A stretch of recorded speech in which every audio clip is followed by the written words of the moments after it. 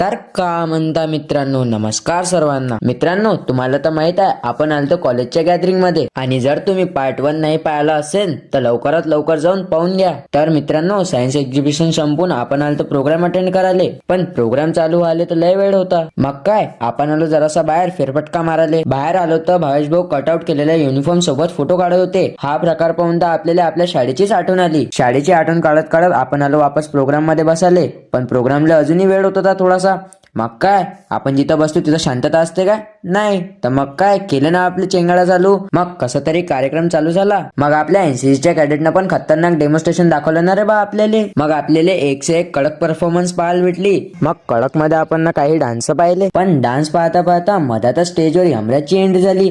आपली फाटून हातात आलती रे बा, कारण आपणच इथे सर्वात मोठे पापी आहे. पण मधातच देवीची एंट्री झाली आणि यमराजले पडून लावलं. कसं तरी यमराज पासून सुटका भेटली तर बाहेर येऊन पाहतो काय तर आपली गँग रोमॅन्टिक शूट करत होते. मी म्हटलं तिकडे डान्स चालते, तुम्ही इकडे फोटोशूट चालू ठेवा. मग आपल्या पुट्ट्यांना डान्स करणं चालू केलं ना रे बा. मग काय नाचो. तर मित्रांनो, असे येडे चालले करणं तर आमच्यासाठी नॉर्मल झाले आता.